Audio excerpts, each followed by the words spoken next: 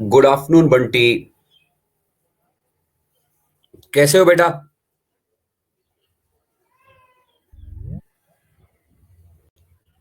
Good afternoon Rashmi. How are you?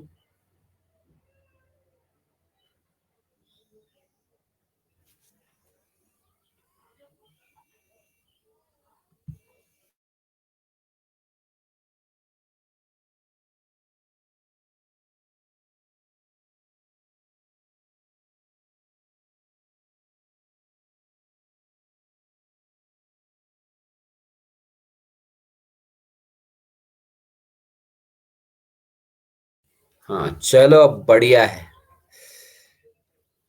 बस 2-4 minute आप wait करेंगे, बाकी बच्चे ज्वाइन करेंगे तो हम अपनी क्लास फिर स्टार्ट करेंगे। तो पिछली बार हमने फाइलम आर्थ्रोपोडा ऑलमोस्ट 99.99% कंप्लीट किया था। अब कुछ और 3-4 इंपॉर्टेंट पॉइंट्स हैं इस फाइलम से रिलेटेड। आज मैं वो फाइलम आर्थ्रोपोडा के कुछ इंपॉर्टेंट पॉइंट्स बताऊंगा।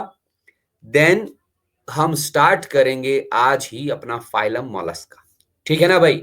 देखो, अब हमारा फाइलम मोलस्का बचा है, उसके बाद फाइलम इकाइनोडर्मेटा। तो 2 फाइलम हो गए तो हमारा इनवर्टेब्रेटा पोर्शन कंप्लीट हो जाएगा या नॉन कॉर्डेटा पोर्शन कंप्लीट हो जाएगा। Then we will move to the phylum chordata. Chordate portion में हमने बाकी सारे पढ़ने हैं। ठीक है ना? तो बस 2 फाइलम के बाद हमारा इनवर्टेब्रेटा या नॉन कॉर्डेटा कंप्लीट हो जाएगा।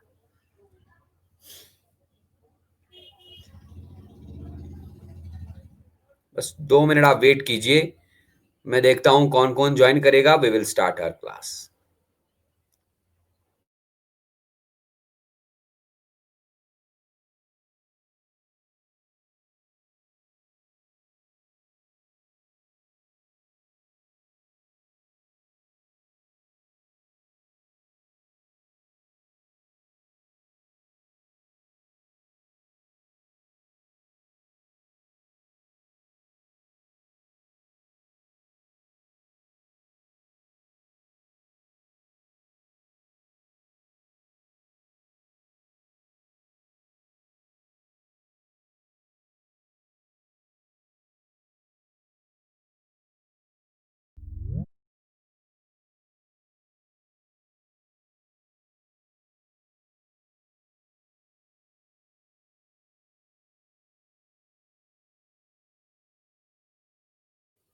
Good afternoon Saumya. बेटा कैसे हो?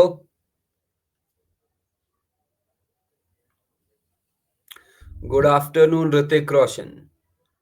How are you all? बहुत बढ़िया। तो बंटी ज्वाइन हो रहे हैं हमारे साथ, सौम्या, ऋतिक एंड रश्मि। बस 2 मिनट और।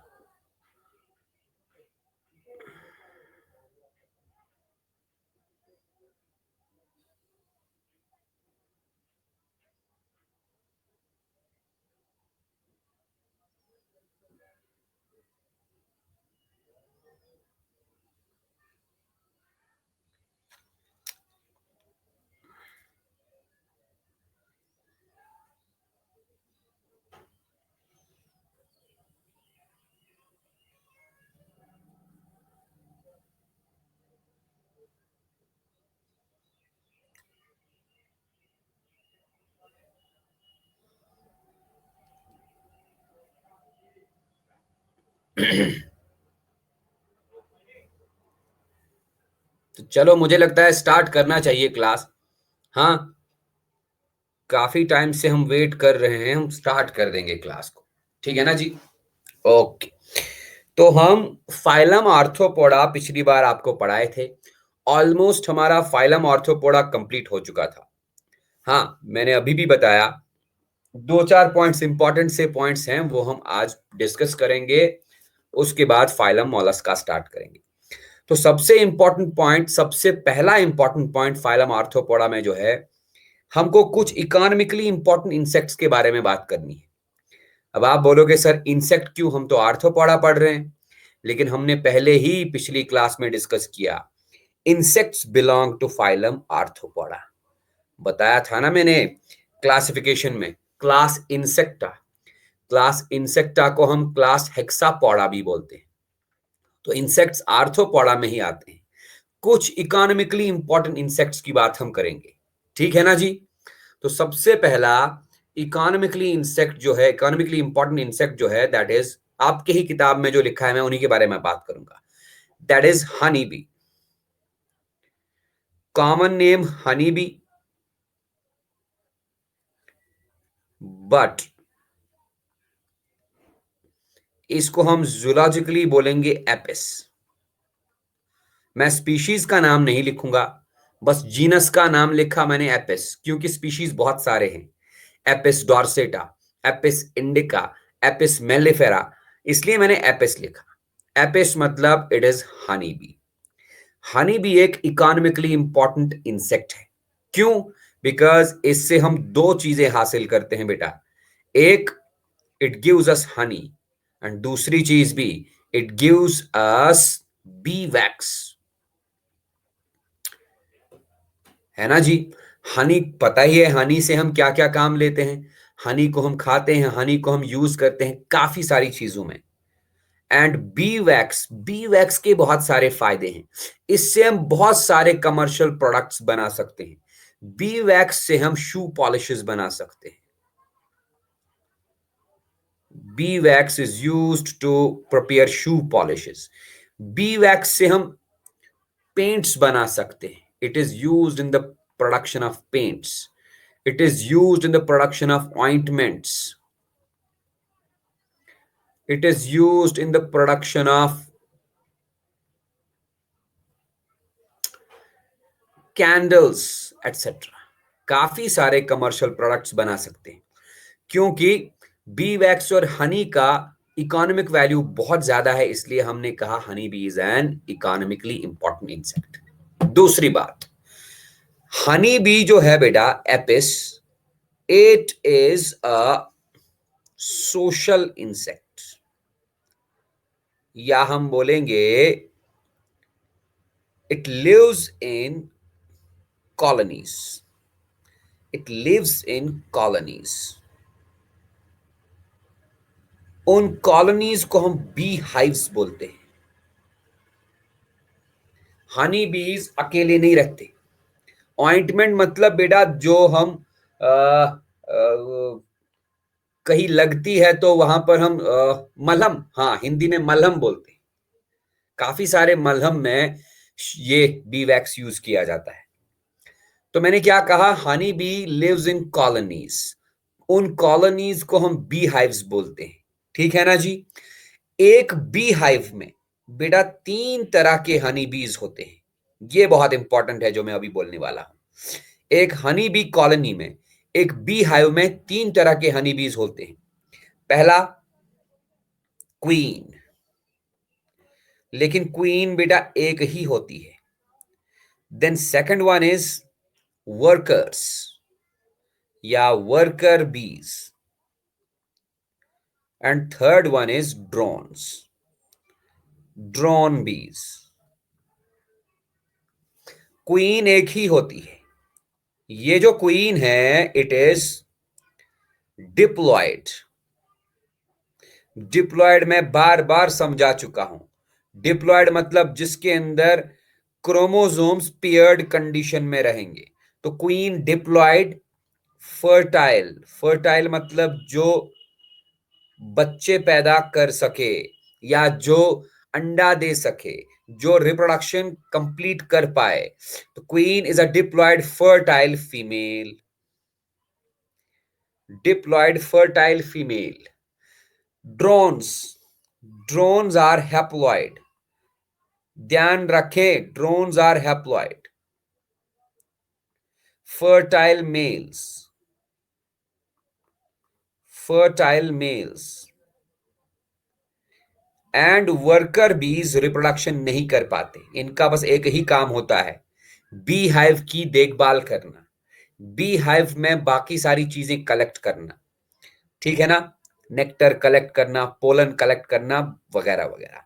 तो वर्कर बीज आर डिप्लॉयड, ये भी डिप्लॉयड होते हैं। स्टीराइल, स्टीराइल मतलब जो फर्टाइल नहीं होगा, जो रिप्रोडक्शन नहीं कर पाएगा। Sterile females. क्वीन लेकिन एक ही होगी, ठीक है ना, वन क्वीन। इस क्वीन का बस एक ही काम होता है, क्या काम? It is meant for, it is meant for laying eggs. Queen का बस काम है अंडे देना। क्या बोला ऋतिक ने? Honey is made from spores. किसने बोला स्पोर्स भाई? हनी काफी सारी चीजों से बनता है। जो हनी बीज फ्लावर्स से नेक्टर, पोलन ग्रेन्स वगैरह कलेक्ट करके लाते हैं ना, वो सारी चीजें, नॉट ओनली स्पोर्स, बहुत सारी चीजें होती हैं। पोलन ग्रेन्स होते हैं, नेक्टर होता है, रस होता है, उसी को यूज करके हनी बनाया जाता है, सिर्फ स्पोर्स नहीं। तो मैंने क्या कहा, बी हाइव में तीन तरह के इंडिविजुअल्स होते हैं। एक क्वीन होती है, क्वीन डिप्लॉयड फर्टाइल फीमेल होती है, इसका काम होता है अंडे देना, ठीक है। ये दो तरह के अंडे देती हैं, ये भी जान ही लो। It lays two types of eggs. एक फर्टिलाइज्ड एग्स, फर्टिलाइज्ड एग्स, ध्यान रहे, फर्टिलाइज्ड एग्स को हम जाइगोट्स बोलते हैं। And unfertilised eggs, unfertilised eggs. Fertilised eggs develop होके डिप्लॉयड फीमेल हनी बीज बनाते हैं, डिप्लॉयड फीमेल्स बनाते हैं। लेकिन अनफर्टिलाइज्ड एग डेवलप होके क्या बनाएगा? हैप्लॉइड फर्टाइल मेल्स, जिनको अपन ड्रोन्स बोलते हैं। अब सवाल यह है कि ये honey bee, queen honey bee, दो तरह के एग्स ले कैसे करती है? ध्यान से सुनो। एक टाइम ऐसा आता है जब ये queen honey bee bee hive से भागती है, क्वीन हनी बी रन करती है, उड़ जाती है, फ्लाइज, और इसके पीछे पीछे बहुत सारे ड्रोन्स भी भागते हैं, है ना। ये ड्रोन्स उड़ते उड़ते इस क्वीन के साथ सेक्सुअल इंटरकोर्स करते हैं। ड्रोन्स हैप्लॉइड फर्टाइल मेल्स हैं, ये मेल्स इस क्वीन के साथ कॉपुलेशन करेंगे हवा में। इस उड़ान को हम बोलते हैं नप्शल फ्लाइट, नप्शल फ्लाइट। हाँ, ऋतिक कुछ पूछ रहा है, सर ऐसा भी होता है कि जो रॉयल हनी खाएगा वो फीमेल हो जाएगा? मैं सब बोलूंगा, पहले रुको। मैंने कहा एक क्वीन जब उड़ती है, बी हाइव से निकलती है, इसके पीछे पीछे बहुत सारे ड्रोन्स निकलते हैं, ये भी उड़ते हैं। ये ड्रोन जिस क्वीन के साथ सेक्सुअल इंटरकोर्स करते हैं, इस उड़ान को हम नप्शल फ्लाइट बोलते हैं। अब देखो, क्वीन के साथ सेक्सुअल इंटरकोर्स हुआ, ये क्वीन अब क्या काम करेगी बेटा? ये क्वीन अब वापस आएगी, it returns back to the hive. ये बी हाइव में वापस आ गई, और बी हाइव में बहुत सारे चेंबर्स होते हैं, उन्हीं चेंबर्स में जाके ये अंडे देती है।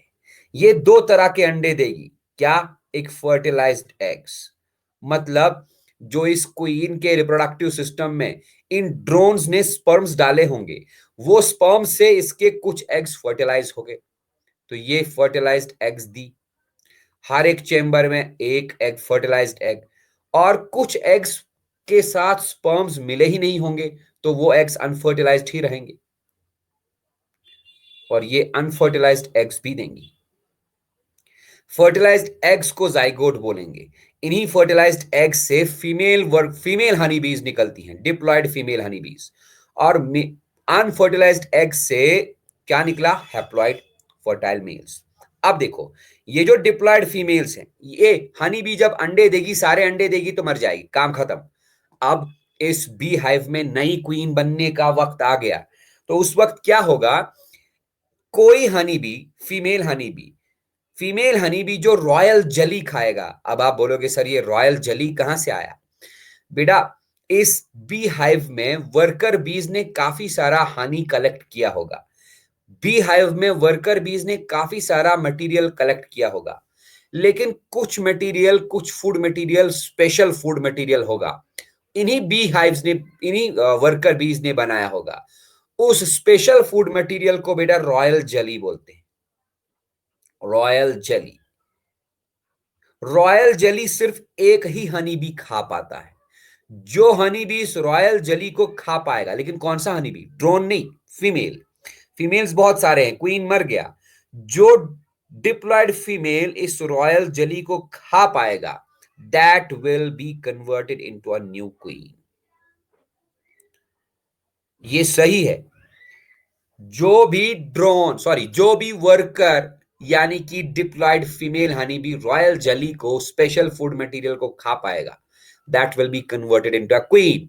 क्वीन तो एक ही बनेगी, रानी एक ही बनेगी, बाकी जो सारी फीमेल्स होंगी वो वर्कर बीज बन जाएंगी, और ड्रोन्स तो ऑलरेडी बन ही चुके हैं।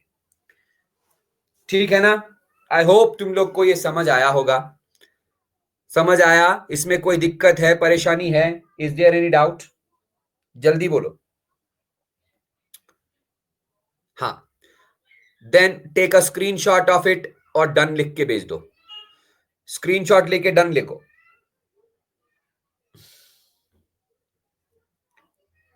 जल्दी जल्दी। बंटी ने लिया, रश्मि ने लिया, सौम्या ने लिया। हाँ ऋतिक, स्क्रीनशॉट ले लो बेटा।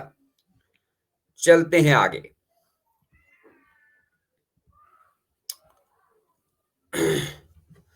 एक और वेरी इकोनॉमिकली इंपॉर्टेंट इंसेक्ट है हमारे पास, that is known as silkworm, या मैं लिखूंगा silk moth. Silk moth. Silk moth. Silk moth is the common name. Scientific name में इसको बॉम्बिक्स बोलते हैं, बॉम्बिक्स। इसके भी काफी सारे स्पीशीज हैं। एक स्पीशीज को हम बोलते हैं बॉम्बिक्स मॉरी। चलो मैं लिखूंगा बॉम्बिक्स मॉरी। ये वही वाला सिल्क मॉथ है जो मलबरी ट्रीज के लीव्स को खाता है। ठीक है ना भाई? सिल्क मॉथ, बॉम्बिक्स मॉरी, इसको हम बोलते हैं mulberry silk moth. Mulberry silk moth. इसका काम क्या है? What is its function? देखिए, ये जो सिल्क मॉथ है, इट लेज एग्स। कौन से एग्स? Again fertilized eggs. ये फर्टिलाइज्ड एग्स मलबरी लीव्स के ऊपर डाल देगा। Fertilized eggs are known as zygotes. ये फर्टिलाइज्ड एग्स मलबरी लीफ के ऊपर ही कन्वर्ट होंगे इनटू लार्वी। ध्यान से सुनना, इन लार्वी को हम बेटा कैटरपिलर्स बोलेंगे। कैटरपिलर्स, या they are also known as silk worms, क्योंकि ये वर्म के जैसे होते हैं। ठीक है ना? रुको, मैं डायग्राम में ही दिखाता हूं तुम लोग को, वेट करो।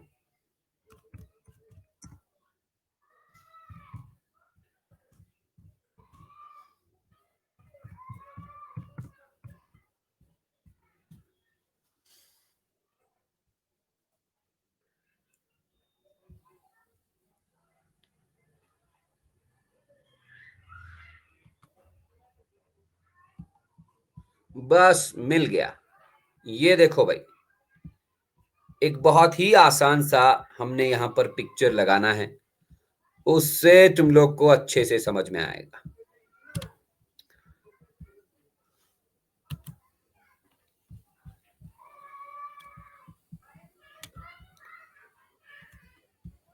हाँ, डायग्राम दिखाई दे रहा होगा तुम लोग को, विजिबल है ये, हाँ या ना? यस। तो देख लो भाई, ये रहा अडल्ट मेल सिल्क मॉथ और ये रहा अडल्ट फीमेल सिल्क मॉथ। वही, जब ये सेक्सुअल इंटरकोर्स करेंगे तो ये अंडा देंगे। कौन सा अंडा? ये लिखो, ये मलबरी लीफ है। मलबरी लीफ के ऊपर काफी सारे एग्स आ गए। These are the eggs. कौन से एग्स बेटा? Fertilised eggs. इन फर्टिलाइज्ड एग्स का डेवलपमेंट होगा और इन फर्टिलाइज्ड एग्स से निकलेगा मैच्योर कैटरपिलर। ये कैटरपिलर क्या है भाई? It is the larval stage, larval stage of silk moth. यही कैटरपिलर बहुत खतरनाक होता है। क्यों? क्योंकि it is a voracious eater. ये बहुत ज्यादा खाता है। वोरेशियस ईटर क्या चीज खाएगा? ये इन मलबरी लीव्स को बहुत खतरनाक तरीके से खाता है। बहुत सारा मलबरी लीफ खाता है। मलबरी लीफ खाते खाते ये क्या काम करता है? इसके सलिवरी ग्लैंड से, इसके मुंह से कुछ लाल टपकती है। वही लाल, वही सलिवरी ग्लैंड्स के सिक्रीशंस को ये अपने सराउंडिंग में बुनता है और एक व्हाइट कलर का स्ट्रक्चर बनता है जिसको अपन कोकोन बोलते हैं। तो लार्वा अपने सराउंडिंग में कोकोन बनाता है और इसी कोकोन में ये रहता है in an inactive stage. Inactive stage में रहेगा कोकोन के अंदर, और कोकोन के अंदर रहने के बाद ये कन्वर्ट होता है into pupa. Cocoon consisting of another structure which is known as pupa. ठीक है, अब देखो यहां पर, अगर हमने इन कोकोन्स को उठाया और इन कोकोन्स को धूप में रख दिया या इन कोकोन्स को गर्म पानी में डाल दिया, तो अंदर जो प्यूपा होगा वो मर जाएगा। ये है ना प्यूपा। कोकोन्स को धूप में रखा या गर्म पानी में डाल दिया तो प्यूपा मर जाएगा। बाकी बचा कोकोन। इस कोकोन के ऊपर से वो जो लाल टपकी थी जिससे ये बना था, वही चीज इस कोकोन से उठाई जाती है। लंबे लंबे थ्रेड्स निकाले जाते हैं। Those threads are known as silk threads. क्या समझे? तो कोकोन के अंदर जो प्यूपा था उसको मार दिया, राइट? फिर इस कोकोन से थ्रेड्स निकाले जाते हैं। These threads are none other than silk threads. In silk threads को फिर हार्वेस्ट किया जाता है और अच्छा सा सिल्क क्लॉथ बनाया जाता है। लेकिन अगर हम इस कोकोन को धूप में नहीं रखेंगे, इसको गर्म पानी में नहीं डालेंगे, तो मतलब होगा क्या? ये प्यूपा जिंदा रहेगा। Then this pupa will be converted into, pupa इस कोकोन को फाड़ देगा और फाड़ते फाड़ते ये कन्वर्ट हो जाएगा इनटू अडल्ट, या तो मेल या तो फीमेल। तो लाइफ साइकिल इसका कंप्लीट हो जाएगा। मतलब अगर हमको सिल्क मॉथ से सिल्क हासिल करना है तो जरूरी है हमारे लिए हमको इन कोकोन्स को मारना ही पड़ेगा। इन कोकोन्स को गर्म पानी या धूप में डालना ही पड़ेगा ताकि उनके अंदर का प्यूपा मर जाए और कोकोन से हम सिल्क थ्रेड्स उठा लें। अगर हमने कोकोन को गर्म पानी या धूप में नहीं रखा तो प्यूपा मरेगा नहीं, प्यूपा विल सर्वाइव और प्यूपा का डेवलपमेंट होगा, वो अडल्ट सिल्क मॉथ में कन्वर्ट होगा। तो सिल्क मॉथ और सिल्क वर्म, इनमें आसमान जमीन का फर्क है। Silk worm is the larva of the silk moth and silk moth is the adult. Silk threads produce होती हैं किससे? सिल्क वर्म से। क्योंकि यही लार्वा जो है, जब ये मलबरी लीव्स को खाएगा, ये बहुत सारा लाल टपकाता है। उस लाल से लंबी लंबी थ्रेड्स बनती हैं, वही थ्रेड्स से कोकोन बनता है, वही लाल से कोकोन बनता है। समझ रहे हैं बात? और कोकोन से हम थ्रेड्स निकालते हैं। तो अगर आपसे कोई पूछेगा सिल्क किससे बनाया जाता है, आप बोलेंगे सिल्क हम लेते हैं सिल्क मॉथ के लार्वा से, जिसको सिल्क वर्म बोलते हैं या कैटरपिलर बोलते हैं। Is it okay? तो ये इकोनॉमिकली इंपॉर्टेंट क्यों है? बिकॉज सिल्क मॉथ बॉम्बिक्स मोरी या बॉम्बिक्स स्पीशीज से, बॉम्बिक्स जीनस से हम काफी सारा सिल्क हासिल कर सकते हैं। राइट बेटा, मैंने कहा ना, नाम देखो, बॉम्बिक्स मोरी, ये मोरी वाला एक स्पीशीज है। ये वाला स्पीशीज सिर्फ मलबरी लीव्स को ही खाता है, इसका लार्वा। एक और स्पीशीज है tussar silkworm. Tussar silkworm tussar plant के लीव्स को खाता है। ओक सिल्क वर्म, वो ओक लीव्स को खाता है। स्पीशीज किसके ऊपर डिपेंडेंट है? ये कौन सा पत्ता खाएगा वही स्पीशीज का नाम वैसे ही होगा। मैं बस बॉम्बिक्स लिखता वो भी चल जाता है, बट मैंने मलबरी का नाम लिया यहां पर, मलबरी सिल्क वर्म मतलब Bombyx Mori. Is it okay? हाँ, समझ आई ना? तो एक काम करो बेटा, स्क्रीनशॉट लेके डन लिख दो जल्दी जल्दी।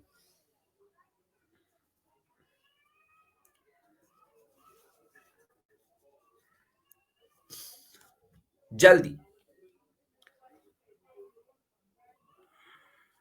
ओके, बहुत बढ़िया। हम चलते हैं आगे।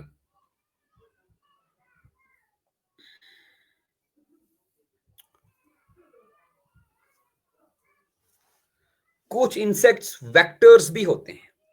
some insects are some insects act as vectors।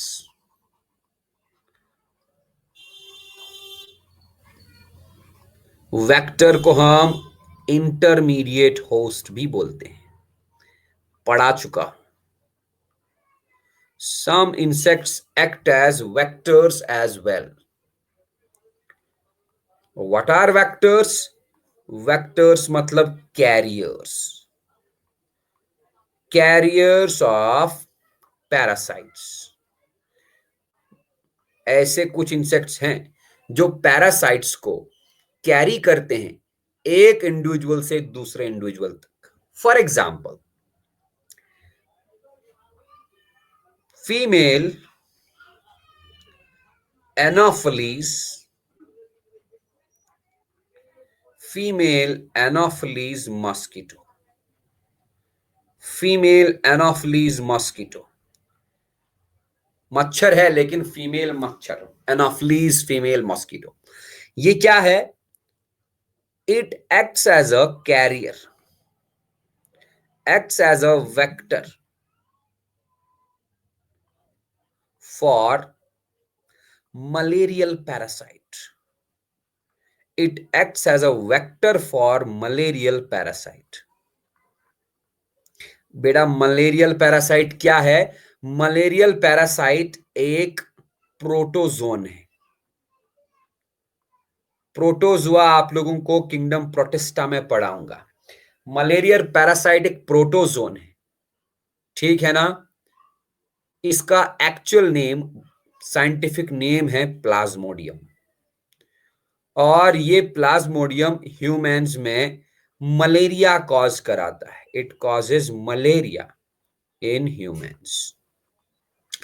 मतलब हम ऐसा बोल सकते हैं, जो मलेरियल पैरासाइट है या प्लाज्मोडियम है, प्लाज्मोडियम ये एक डाइजेनेटिक पैरासाइट है। Plasmodium is a digenetic parasite. मेरे ख्याल में डाइजेनेटिक पैरासाइट बोलने की जरूरत नहीं है, काफी लाइफ साइकिल्स में तुमको पढ़ा चुका हूं।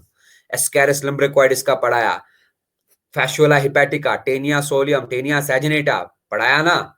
तो डाइजेनेटिक पैरासाइट बोलने की जरूरत नहीं है। जरा बताओ मुझे, डाइजेनेटिक पैरासाइट क्या होते हैं? कौन बोलेगा? Yes, which has two hosts. Digenetic parasite ऐसा पैरासाइट जो अपना लाइफ साइकिल दो होस्ट्स के अंदर कंप्लीट करेगा। यस, तो प्लाज्मोडियम एक डाइजेनेटिक पैरासाइट है। इसके दो होस्ट्स होते हैं। इसका प्राइमरी होस्ट, प्राइमरी होस्ट, वैसे तो प्राइमरी होस्ट मस्कीटो ही है, लेकिन वो मैं डिटेल में आगे बताऊंगा। फिलहाल हम लिखेंगे प्राइमरी होस्ट का ह्यूमन, एंड इसका intermediate host, intermediate host intermediate host is what? Intermediate host is female Anopheles mosquito. Female Anopheles mosquito. मतलब कहने का यह है कि फीमेल एनाफिलीज मॉस्किटो इसका कैरियर है। अगर किसी इंसान के अंदर मलेरियल पैरासाइट है तो फीमेल एनाफिलीज मॉस्किटो इस इंसान को काटा, काटने से ब्लड मील लिया, खून चूसा, खून चूसने के साथ साथ malarial parasite female Anopheles mosquito ने ले लिया। फिर ये इन्फेक्टेड फीमेल एनाफिलीज मॉस्किटो जब किसी और हेल्थी पर्सन को काटेगा, तो उस वक्त उस हेल्दी पर्सन में इसके अंदर आया हुआ मलेरियल पैरासाइट हेल्दी पर्सन में ये डाल देगा। तो हो गया ना, एक इन्फेक्टेड पर्सन से हेल्दी पर्सन की तरफ इसने मलेरियल पैरासाइट को कैरी किया, तभी तो बोलेंगे ना इसको कैरियर। समझ आई बात? सेकंड वन, दूसरा देखिए, Culex mosquito, female Culex mosquito. Female Culex mosquito, female Culex mosquito is also a carrier. Female Culex mosquito भी कैरियर है। तुम लोगों को मैंने एक वर्म पढ़ाया, उस वर्म का नाम था फिलेरियल वर्म, याद है?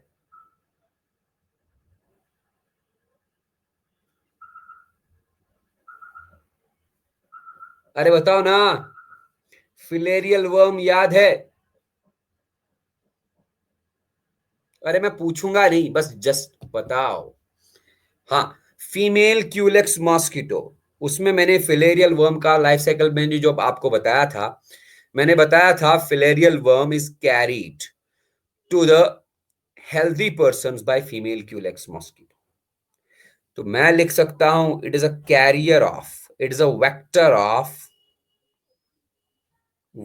Of filarial worm. Filarial worm को मैंने कहा था Wuchereria bancrofti. And one more is there, Aedes mosquito, AEDES, पूरा नाम एडीज एजिप्टाई। ये भी मॉस्किटो ही है, ये भी female. It is a carrier for dinghy.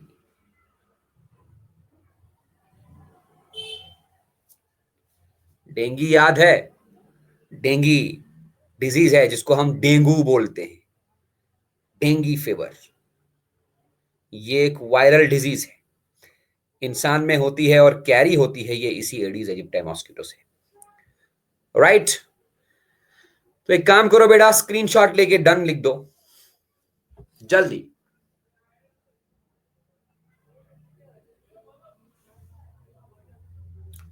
Screenshot लेके डन कर दो।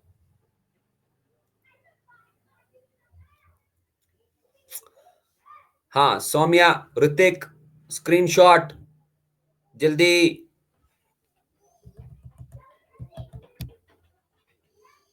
ग्रेट।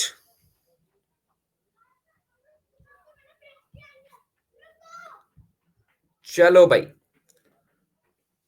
अगला तुम लोग की किताब पे लिखा है ग्रिगेरियस पेस्ट या ग्रिगेरियस इंसेक्ट लिखा होगा, देख सकते हो। Gregarious paste, what is this gregarious paste? मैं वही बोल रहा हूं जो तुम लोग की बुक पे लिखा होगा, gregarious paste. What is a gregarious paste? क्या है ग्रिगेरियस पेस्ट? पहले हम ग्रिगेरियस पेस्ट बोलेंगे, बाद में एग्जाम्पल लिखेंगे। Gregarious paste is a paste which travel in flocks, जो अकेला नहीं चलेगा, ग्रुप्स में, हजारों लाखों के ग्रुप्स में चलेगा। Group of thousands and lakhs is known as flock, which travel in flocks and destroy the harvest and destroy the crops, destroy the crops up to economic injury। मतलब कहने का ये है इकोनॉमिक इंजरी लेवल। एक minute. मतलब कहने का ये है कि ये ऐसा पेस्ट है जो अकेला नहीं घूमेगा, अकेला क्रॉप को खराब नहीं करेगा, बल्कि ये ग्रुप्स में ट्रैवल करेगा। वो ग्रुप्स कितने बड़े होंगे? एक एक ग्रुप में हजारों लाखों लोकस्ट्स होंगे, लाखों पेस्ट्स होंगे, एक साथ आएंगे, एक साथ एक खेत में इन्फेक्शन करेंगे, एक साथ एक खेत में क्रॉप को खाएंगे। अब सोचो जरा, बड़े से खेत में कितने क्रॉप प्लांट्स होंगे? अगर एक साथ 2-3 लाख ग्रेगेरियस पेस्ट्स घुस गए क्रॉप फील्ड में, तो क्रॉप फील्ड को तबाह कर देंगे। तभी हमने लिखा ये डिस्ट्रॉय करते हैं क्रॉप्स को up to economic injury. Economic injury मतलब पूरा का पूरा तबाह कर देंगे क्रॉप को। जो बेचारा किसान होगा उसकी कमर टूट जाएगी, है ना? ऐसे पेस्ट्स को जो ग्रुप्स में, फ्लॉक्स में ट्रैवल करेंगे और क्रॉप्स को बहुत बड़े पैमाने पे खराब करेंगे, ऐसे पेस्ट्स को हम ग्रिगेरियस पेस्ट्स बोलेंगे। एग्जाम्पल पे हम लोकस्ट लिख सकते हैं। लोकस्ट्स और द ग्रिगेरियस पेस्ट्स। ठीक है ना? ये थे कुछ इकोनॉमिकली इंपॉर्टेंट इंसेक्ट्स, राइट? हाँ, one more important point, larval stages. Larval stages of insects. काफी सारे इंसेक्ट्स हैं, हम आपको इंसेक्ट्स के लार्वल स्टेजेस बोलेंगे। सबसे पहले house fly. House fly, house fly का जूलॉजिकल नेम मस्का डोमेस्टिका। मस्का डोमेस्टिका। हाउस फ्लाई का larval stage is maggot. Maggots are the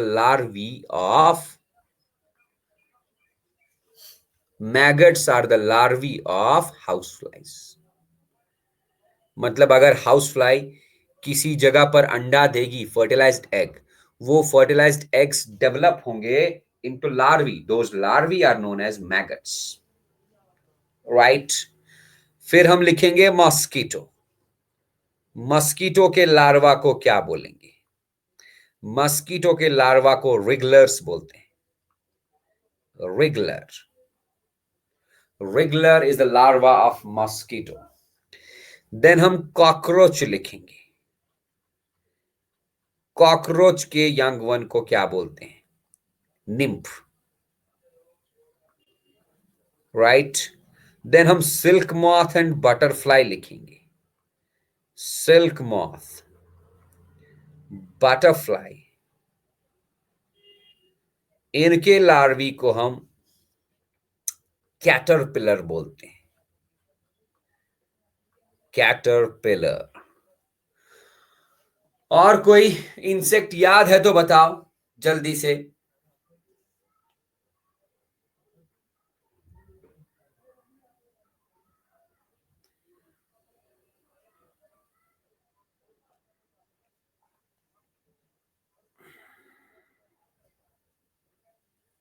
हाँ जी, कोई याद आ गया? नहीं?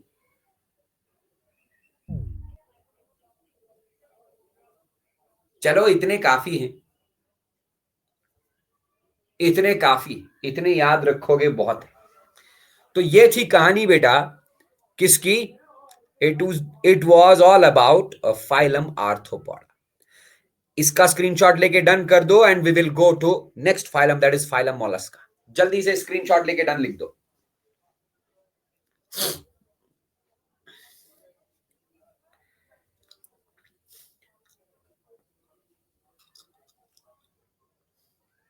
हो गया? ऋतिक स्क्रीनशॉट ले लो। बंटी कहां चला गया? Where is Bunty?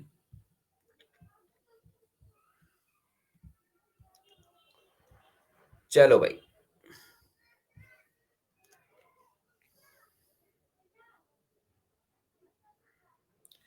हमारा अगला फाइलम है फाइलम मोलस्का।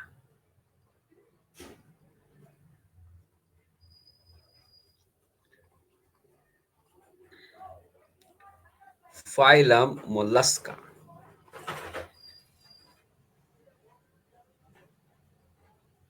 फाइलम मोलस्का के एनिमल्स को बेटा हम बोलते हैं soft bodied animals. Soft bodied animals. Soft bodied animals. ठीक है, मान लिया।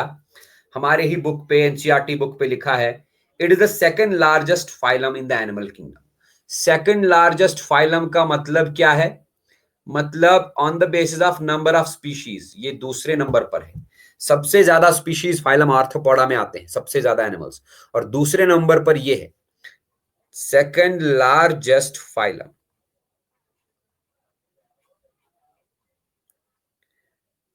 in terms of number of species. In terms of number of species, सबसे ज्यादा स्पीशीज आर्थ्रोपोडा में, दूसरे नंबर पर ये है। ठीक है, अभी देखो इस फाइलम में जो एनिमल्स हैं, those animals are terrestrial, they may be terrestrial और एक्वाटिक। इस फाइलम के एनिमल्स या तो टेरेस्ट्रियल होंगे या एक्वाटिक होंगे। टेरेस्ट्रियल मतलब लिविंग ऑन लैंड, एक्वाटिक मतलब लिविंग इन वाटर। अब बार बार मैं यही बोलता हूं, अगर पानी में रहेंगे तो जाहिर सी बात है या तो फ्रेश वाटर में रहेंगे, मतलब aquatic animals of phylum mollusca may live in fresh water, fresh water forms भी होंगे, और या तो मैरीन वाटर में रहेंगे, मैरीन वाटर फॉर्म्स भी होंगे। ठीक है ना? तो some mollusks live on land, they are known as terrestrial mollusks. Some mollusks live in water, they are known as aquatic mollusks. Some mollusks live in fresh water and some mollusks live in marine water. Then हम लिखेंगे इनमें organ system level of organisation होगा। ये तो बोलने की जरूरत नहीं है, बार बार बोलते हैं organ system level of organisation. ठीक है जी। फिर हम लिखेंगे इनमें बाइलैटरल सिमेट्री होती है, bilateral symmetry.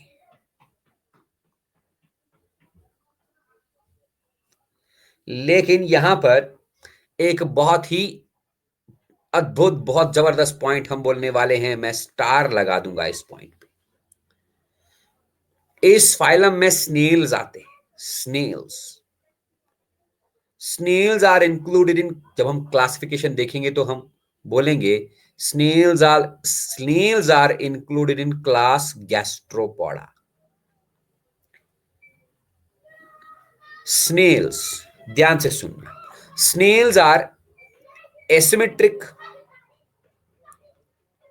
In adult form, asymmetric in adult stage. इनमें सिमेट्री नहीं होती, अडल्ट स्टेज में ये एसिमेट्रिक होते हैं, but bilaterally symmetric in bilaterally symmetrical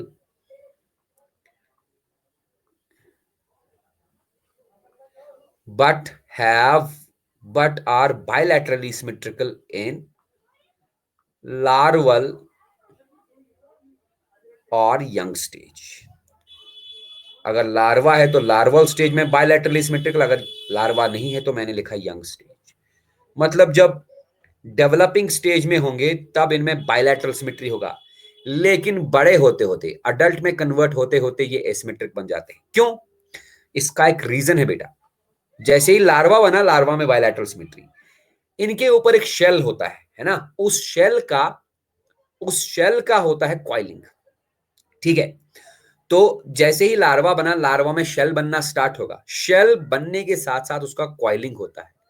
उसका कॉइलिंग होता है to around an angle of 360 degree. Therefore बड़े होते होते, अडल्ट में कन्वर्ट होते होते ये एसिमेट्रिकल बन जाते हैं।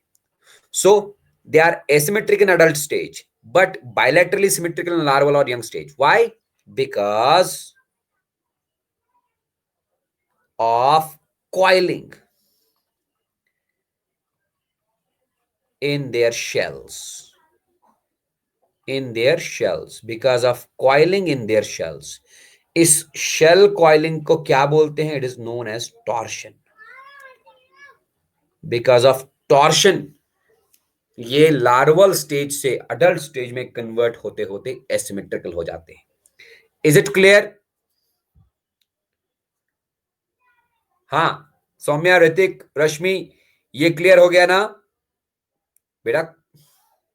अरे कॉइलिंग का मतलब क्या है? देखो, अगर हमारे पास एक वायर है, ये स्ट्रेट वायर है, मैं तुमको बोलूंगा इस वायर में कॉइलिंग हो गया, तो कॉइलिंग का मतलब ये ऐसा भी हो सकता है ना, ये कॉइलिंग हो गया. समझ रहे हो? कॉइलिंग मतलब, इसका मतलब मैं क्या बोलूं, समझ ही सकते हो कॉइलिंग. ठीक है ना? हाँ, पहले स्ट्रेट था, पहले इसमें कुछ सिमेट्री थी. अब जब कॉइलिंग हो गया तो अजीब गरीब शेप बन गया, कोई शेप ही नहीं रहा. यही इनमें होता है. लार्वल स्टेज में इनमें बायलैटरल सिमेट्री होती है, लेकिन जैसे ही शेल बनता है उस शेल में कॉइलिंग स्टार्ट होती है, टॉर्शन स्टार्ट होता है, और बड़े होते होते अडल्ट बनते बनते इनमें एसिमेट्री आ जाती है. तो एक काम करो, इसका स्क्रीनशॉट लेके डन लिख दो.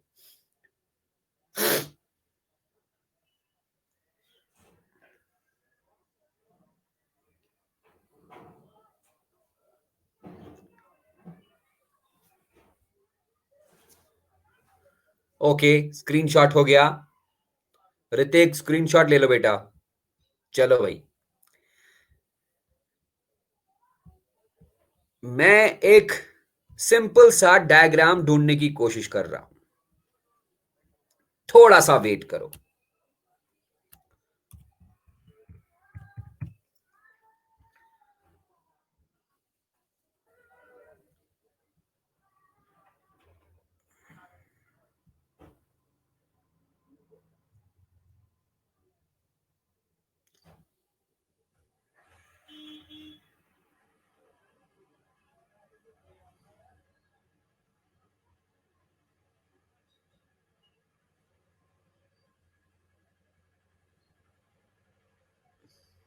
थोड़ा सा वेट करो भाई.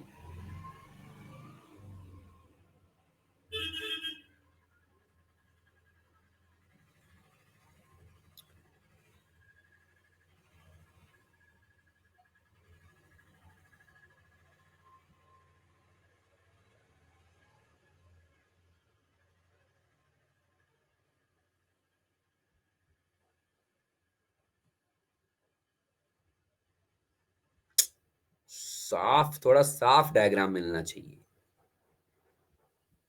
हम्म,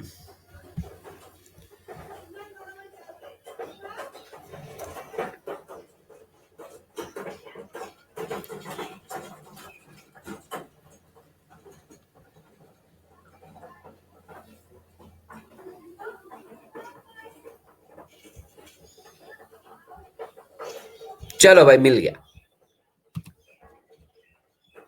मिल गया. ओके, हम एक आसान सा डायग्राम यहां पर लाएंगे.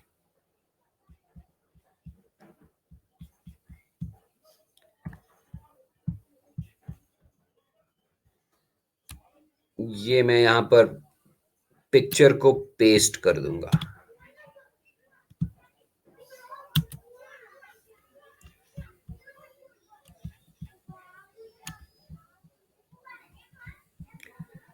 बताओ भाई, पिक्चर दिखाई दे रहा है ना?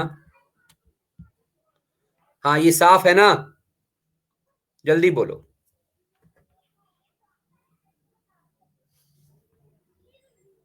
बहुत बढ़िया. चलो सुनते रहो फिर. मुझे ये पिक्चर चाहिए, इसीलिए लाया इसको. देन मैं लिखूंगा कि फाइलम मोलस्का के एनिमल्स ट्रिप्लोब्लास्टिक होते हैं. They are triploblastic animals. Again वही, ट्रिप्लोब्लास्टिक का मतलब पता ही होगा तुम लोग को। ट्रिप्लोब्लास्टिक मतलब वो वाला एनिमल जो बनता है एक ऐसे एम्ब्रायो से जिसमें 3 जर्म लेयर्स होते हैं, एक्टोडर्म, मेसोडर्म एंड एंडोडर्म। तो they are triploblastic animals having having a true coelom।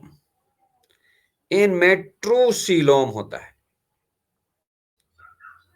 मतलब ये है कि इनको हम यूसिलोमेट्स बोल सकते हैं।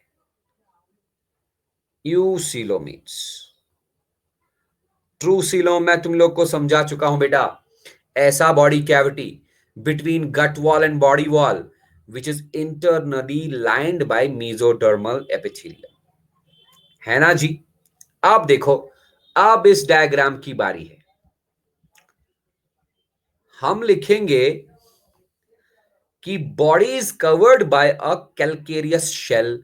जरा ढूंढो यहां पर, ये रहा शेल जो इस डायग्राम में येलो कलर से दिखाया है, ये शेल है। इनकी बॉडी के ऊपर एक शेल होता है। ये शेल लिखा है कैलकेरियस। कैलकेरियस का मतलब है it is composed of calcium carbonate. In animals के बॉडी के ऊपर एक शेल होता है, ठीक है ना भाई। The shell is calcareous. इनकी बॉडी बेटा अनसेगमेंटेड होती है। Body is unsegmented. जैसे आर्थ्रोपोडा में बॉडी में 3 सेगमेंट्स होते थे, head, thorax and abdomen. Annelida में बॉडी में बहुत सारे सेगमेंट्स होते थे ना। बट यहां पर ऐसा सीन नहीं है। यहां पर बॉडी अनसेगमेंटेड है। Body is unsegmented, having 3 regions. Body में 3 पार्ट्स होते हैं। 3 रीजन्स, 3 पार्ट्स। क्या क्या? हेड,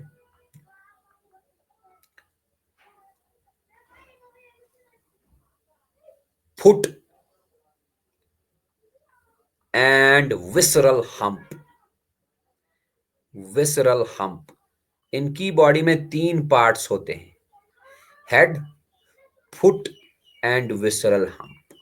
लेकिन ये फुट जो होता है, फुट इज मस्क्यूलर। ध्यान रहे, हम लोगों में फुट में हड्डी होती है, इनका फुट मस्क्यूलर होता है। डायग्राम में दिखाएगा, ये रहा फुट, मस्क्यूलर फुट, है ना। हेड लेकिन बहुत ही इंडिस्टिंक्ट होता है। इस जगह पर हेड होगा, दिखाया नहीं है, राइट। एंड विसरल हम्प, ये देखो ऊपर, ये पूरा का पूरा स्ट्रक्चर जो है कहां गया। चलो एक काम करते हैं, इस कहां मैं ड्रॉ करूं, मैं यहां पर ड्रॉ करता हूं। अगर ये फुट है,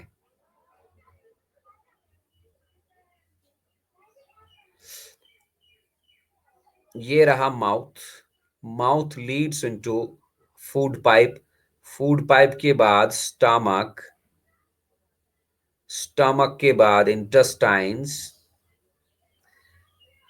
एक मिनट, थोड़ा सा मेरे को ड्रॉ करने दो। इंटेस्टाइन्स के बाद ये रहा anus, right.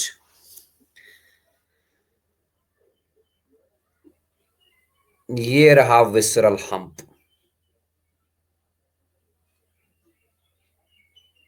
And this one is,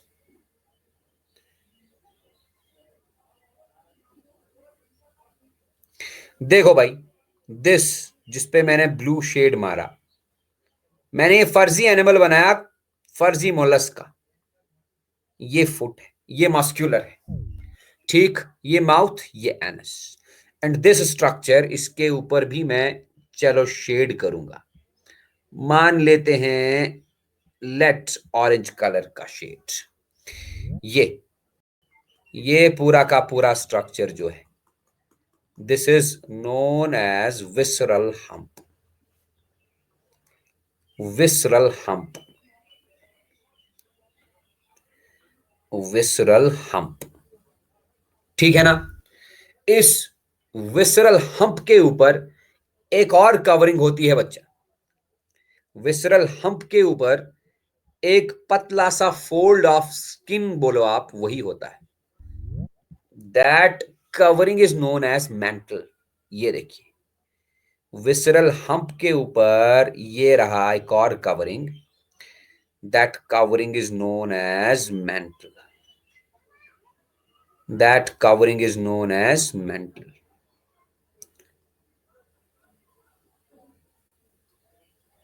right, the covering is known as mantle. ये रहा मेंटल। विसरल हम्प के ऊपर एक कवरिंग है जिसको हम मेंटल बोले। मेंटल और विसरल हम्प के बीच में कैविटी है, इस कैविटी को हम मेंटल कैविटी बोलेंगे। Mantle cavity. और मेंटल के ऊपर बेटा शेल होगा। The shell is composed of which thing? Calcium carbonate. अब समझ आया ना? Shell is composed of calcium carbonate. ये रही शेल।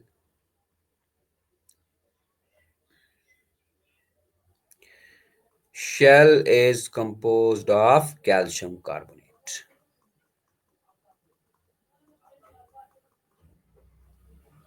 तो ग्रीन कलर वाला जो है इट इज शेल। शेल के बारे में बोलूंगा, पहले ही बताया हूं। शेल कैलकेरियस है, it is compose of calcium carbonate. Shell के बाद मेंटल है, मेंटल के बाद मेंटल कैविटी, उसके बाद विसरल हम्प। अब ये जो चीज है जो मैंने यहां पर बनाई है, ये माउथ एंड ये रहा एनस। तुम लोग देख सकते हो बेटा, एनस जो है, एनस बाहर की तरफ ओपन नहीं होता। Anus open in a cavity. बताओ कौन सी कैविटी में एनस ओपन होता है? एनस कौन सी कैविटी में है ये बोलो भाई। विसरल हम्प और मेंटल के बीच में कैविटी है ना, इस कैविटी को मेंटल कैविटी बोलते हैं। Anus opens in mantle cavity. It opens in mantle cavity. Yes, anus opens in mantle cavity. ठीक है ना। ये गट है, इसी डायग्राम में यहां पर दिखाया, ये रहा मेंटल कैविटी। देख सकते हो, ये एनस जो है it opens in mantle cavity. तो शेल, शेल के बाद मेंटल होगा, ये रहा मेंटल। यस, शेल और मेंटल के बीच में कैविटी है। The cavity is mantle cavity. इस डायग्राम में सीधा नहीं दिखाया है, ठीक है ना। अब देखो, विसरल हम्प में अंदर से है क्या भाई? विसरल हम्प में काफी सारे ऑर्गन्स हैं। कौन से ऑर्गन्स देख सकते हो? विसरल हम्प में डाइजेस्टिव ट्रैक के अलावा विसरल हम्प में क्या क्या है? Reproductive organs. विसरल हम्प में हार्ट, विसरल हम्प में किडनी, विसरल हम्प में गिल्स, है ना। तो विसरल हम्प अंदर से खाली है। समझ सकते हो बात? अंदर से इमेजिन करो, गट, गट वॉल और बॉडी वॉल, बॉडी वॉल यही विसरल हम्प का वॉल है। विसरल हम्प का वॉल और body wall, sorry, visceral hump का वॉल और गट वॉल, इसके बीच में स्पेस है, that space will be coelom. उसी सीलोम में ऑर्गन्स भरे पड़े हैं, बहुत सारे ऑर्गन्स, ठीक है ना। विसरल हम्प अंदर से खाली है, ये एक मांस का लुथड़ा है, टुकड़ा है। अंदर से इसमें सेंटर से पास होता है एक गट, और गट और विसरल हम्प के वॉल में बीच में कैविटी है, वही कैविटी सीलोम है। बट विसरल हम्प के ऊपर एक और कैविटी है, the cavity is mantle cavity. एक और बात, मेंटल का दूसरा नाम, it is also known as pallium. Therefore mantle cavity is known as pallial cavity. Mantle cavity को पैलियल कैविटी भी बोल सकते हैं। मेरे को बताओ, यहां तक कोई दिक्कत, कोई परेशानी? जल्दी बोलो, टाइम कम है अपने पास।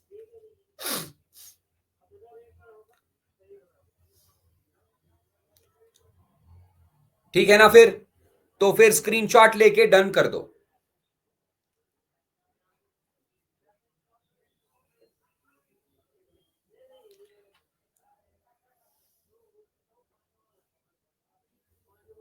डन हो गया ना ऋतिक?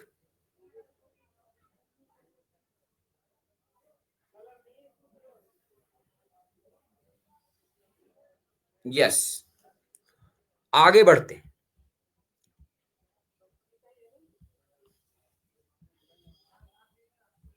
देखो भाई, अगर मैं तुम लोग को बोलूं कि मोलस्का में गिल्स कहां पर होते हैं, वेयर आर गिल्स लोकेटेड, तुम लोग का जवाब क्या होगा?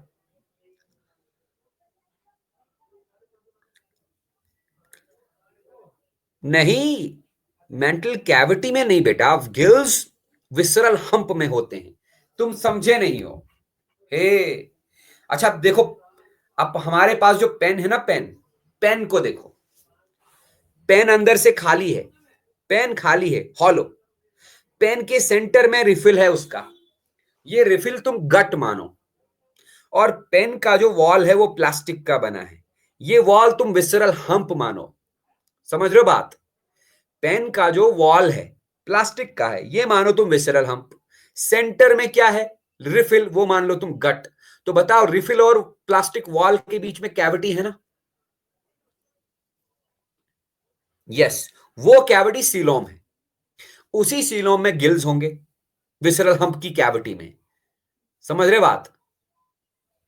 विसरल हम्प की कैविटी में सीलोम है, उसी सीलोम में गिल्स होंगे, उसी सीलोम में किडनीज होंगे, उसी सीलोम में रिप्रोडक्टिव स्ट्रक्चर्स होंगे, उसी सीलोम में विसरल हम्प की कैविटी में हार्ट होगा। जो मेंटल कैविटी है ना बेटा, देखो इसी पेन के ऊपर, प्लास्टिक का पेन है, इस पेन के ऊपर में एक रबर कवरिंग लगाऊंगा। इस रबर कवरिंग को मान लो तो मेंटल, लेकिन रबर कवरिंग और प्लास्टिक कवरिंग के बीच में गैप है, वो गैप क्या है? Mantle cavity. समझ रहे हो बात? तो कुल मिला के तुमको याद रखना है ये कि एनस जो है opens in mental cavity, opens in mental cavity, pallial cavity. Then organs like gills, kidneys, heart, gonads are present in the cavity of visceral hump. Cavity of visceral hump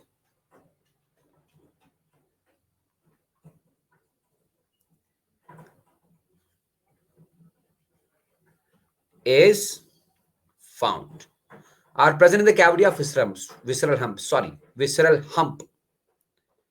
This cavity is known as coelom. अच्छा, मुझे समझ आया तुमने visceral hump क्यों बोला था, तुमने mantle cavity क्यों बोला था। रुको, मैं वापस जाऊंगा पिछले डायग्राम में। वेट, वेट करो। तुमने, मैंने जब क्वेश्चन पूछा था गिल्स कहां होंगे, तुमने बोला था sir visceral, sorry sir mantle cavity में, ये क्योंकि ये, हाँ दिखा भी रहा है, और ये हमारे एनसीईआरटी बुक पे लिखा भी है, लिखा भी है। The space between the hump and the mantle is called as mental cavity in which feather-like gills are present. है ना? गिल्स एक्चुअली देखो तुम, हार्ट विसरल हम्प की कैविटी में, हाँ, गोनैड्स विसरल हम्प की कैविटी में। इस डायग्राम को गौर से देखो, ये जो, ये ब्लू कलर का दिखाया है ना भाई, ब्लू कलर का चीज, ये, चलो मैं इसको ब्लू नहीं ब्लैक बनाऊंगा। ये देखो, जहां पर मैं ब्लैक कलर से मार्क कर रहा हूं, अच्छे से तुम समझ जाओगे, तब तुमको बेटा पता चलेगा। ब्लैक कलर से जिस जिस एरिया पे मैंने मार्क किया, ये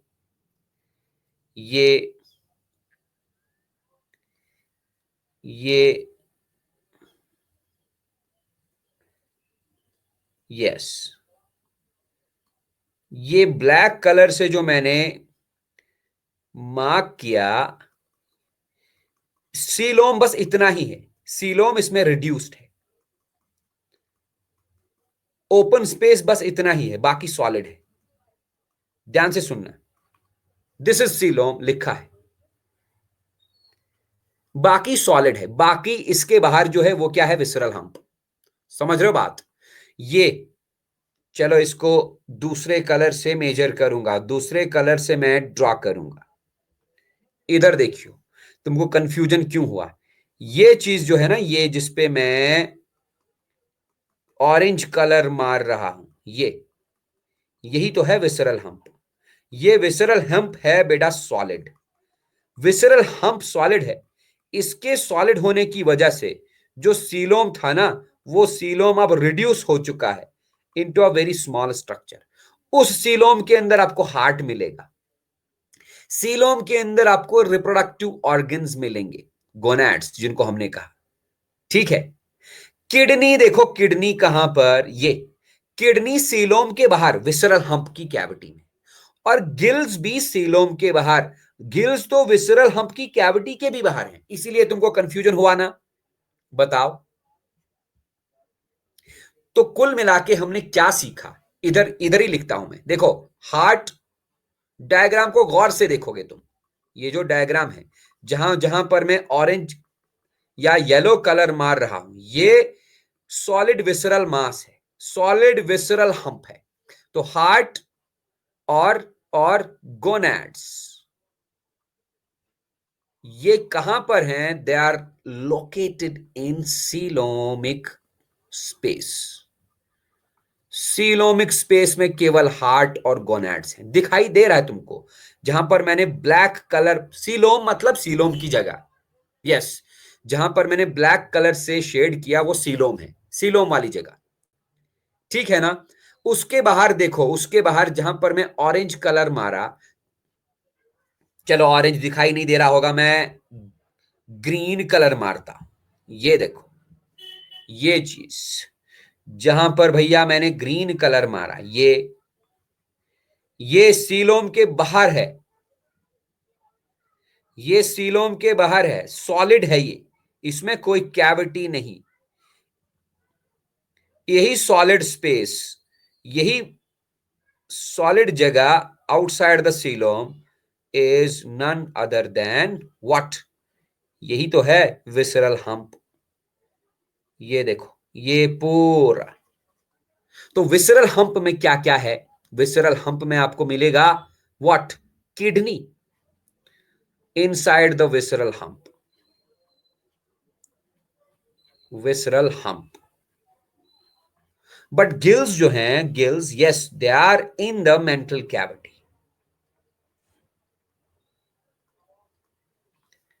ऐसा इसलिए हुआ है बिकॉज यहां पर विसरल हम्प होने की वजह से, विसरल हम्प और बहुत सारे ऑर्गन्स होने की वजह से यहां पर सीलोम रिड्यूस हुआ है। और उसी रिड्यूस्ड सीलोम में दो चीजें हैं, क्या क्या? दो चीजें आ गई सीलोम में, हार्ट एंड गोनैड्स। समझ आई बात? अभी समझ आया? हाँ, सौम्या बेटा तुमको समझ आया?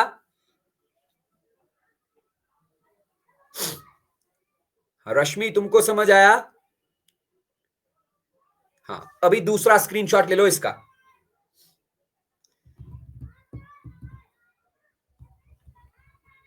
दूसरा स्क्रीनशॉट लेके डन लिख दो जल्दी।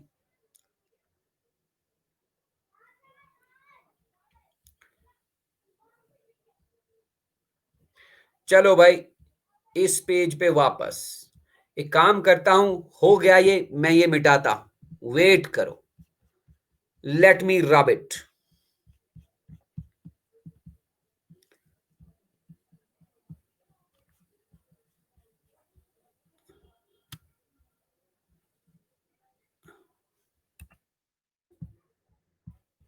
हाँ जी, तो अब अगर मैं क्वेश्चन पूछूं तुमसे कि मोलस्क्स में हार्ट कहां पर होता है, your answer must be sir, heart is located in the very reduced coelom. Reproductive organs यानी कि gonads, sir they are located in the very reduced coelom. Gills, sir, gills are present in the mental cavity. Kidneys, sir, kidneys are present outside the coelom in the visceral mass. ये answer होना चाहिए। तो मैं कुल मिला के यहां पर एक पॉइंट लिखूंगा। क्या point? Coelom is reduced. Present है but coelom is reduced. It is reduced. क्यों? Because of a large number of organs and visceral hump.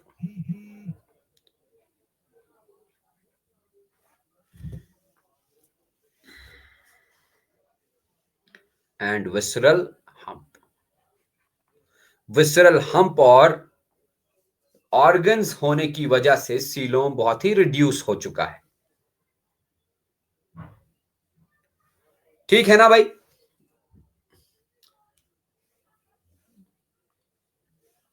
आगे देखिए।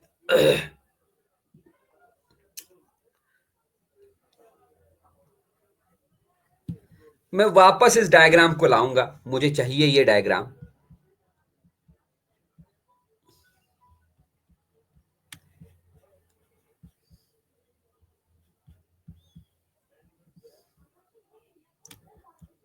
क्लियर है ना?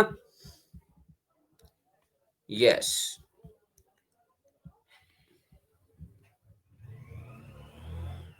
देखो भाई, देखते रहो। इस मोलस्क, जनरल मोलस्क एनिमल का आगे वाला एंड जहां पर माउथ है, इस एंड को ना हम एंटीरियर एंड बोलेंगे। This one is the anterior and. देख सकते हो बेटा, एंटीरियर एंड में हेड रीजन होगा। This is the head region. हाँ, बहुत छोटा है, इंडिस्टिंक्ट है। तो anterior and has head region. Anterior and has head region. And इस हेड रीजन में थोड़े से ब्रिसल्स हैं, देख सकते हो, छोटे छोटे ब्रिसल्स हैं, ब्रश के जैसे, है ना? वही ब्लैक जो तुम सीलिया बोल रहे हो ना, मैं इन्हीं को ब्रिसल्स बोल रहा हूं। मैंने ग्रीन कलर से इनको चेंज कर दिया, ब्लैक नहीं है अब तो ग्रीन है। ये जो ब्रिसल्स हैं, these are hair like bristles.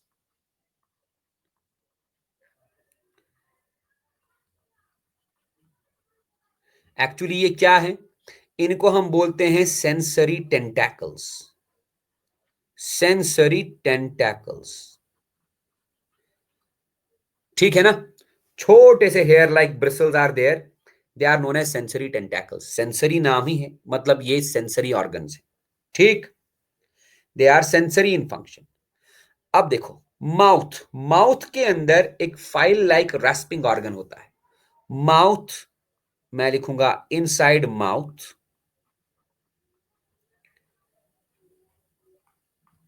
a rasping organ is found. rasping organ,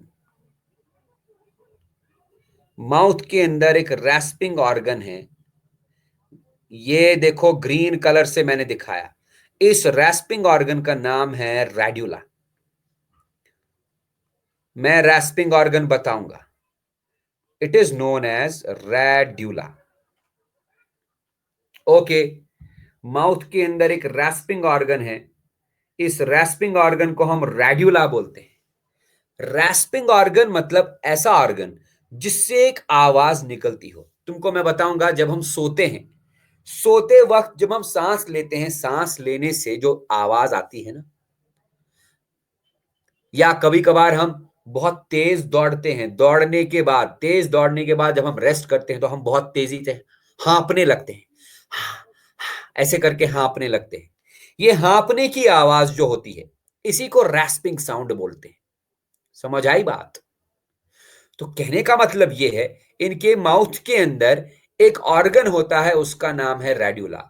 इस रेड्यूला से हाँपने की आवाज निकलती है, rasping sound.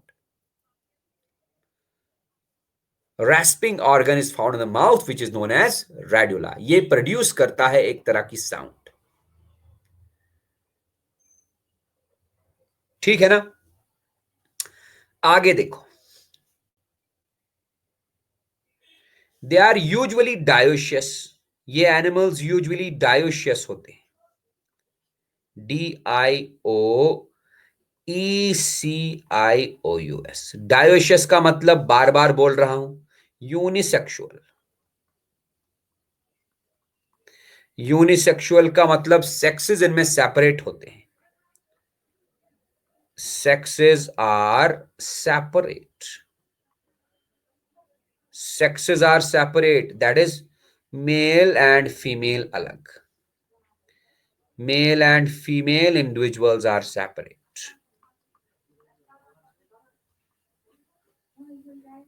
male and female individuals are separate, ठीक है ना। दे आर ओविपेरस, अंडा देने वाले, बच्चे को जन्म नहीं देंगे। ओविपेरस मतलब एग लेइंग, लेकिन जो अंडा ये देंगे वो अंडा कौन सा अंडा होगा, फर्टिलाइज्ड एग। एंड भाई इनमें डेवलपमेंट इनडायरेक्ट होता है, डेवलपमेंट इज इनडायरेक्ट। जैसे मैंने इनडायरेक्ट डेवलपमेंट बोला, हमारे दिमाग में आना चाहिए इनके लाइफ हिस्ट्री में लार्वल फॉर्म्स होंगे, लार्वल स्टेजेस होंगे, राइट। ये थे कुछ इंपॉर्टेंट फीचर्स फाइलम मोलस्का के। इसका बेटा स्क्रीनशॉट ले लें आप।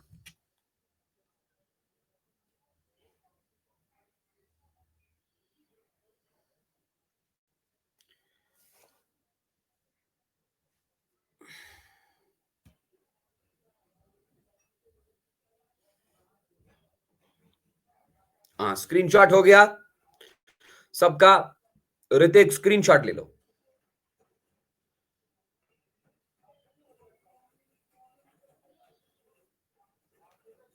हाँ, क्वेश्चन पूछो, जल्दी पूछो, टाइम कम है हमारे पास।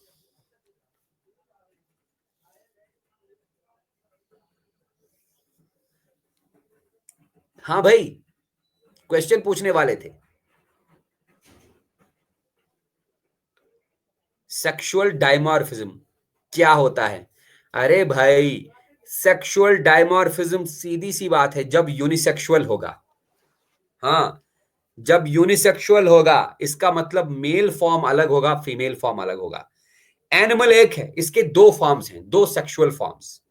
One form is known as male form, another form is known as female form. जैसे ह्यूमन, अगर मैं बोलूंगा term human, what is a human, तुम बोलोगे सर ह्यूमन मतलब इंसान। मैं बोलूंगा ह्यूमन में सेक्सुअल डायमॉर्फिज्म है, तुम बोलोगे सर सेक्सुअल डायमॉर्फिज्म का मतलब ह्यूमन मेल अलग होगा, ह्यूमन फीमेल अलग होगा। सेक्सुअल डायमॉर्फिज्म का मतलब एक एनिमल के दो फॉर्म्स होना, एक फॉर्म को मेल बोलेंगे, दूसरे फॉर्म को फीमेल बोलेंगे, ठीक है ना।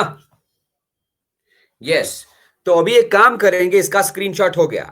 अब हमने क्लासिफिकेशन पढ़ना है फाइलम मोलस्का का।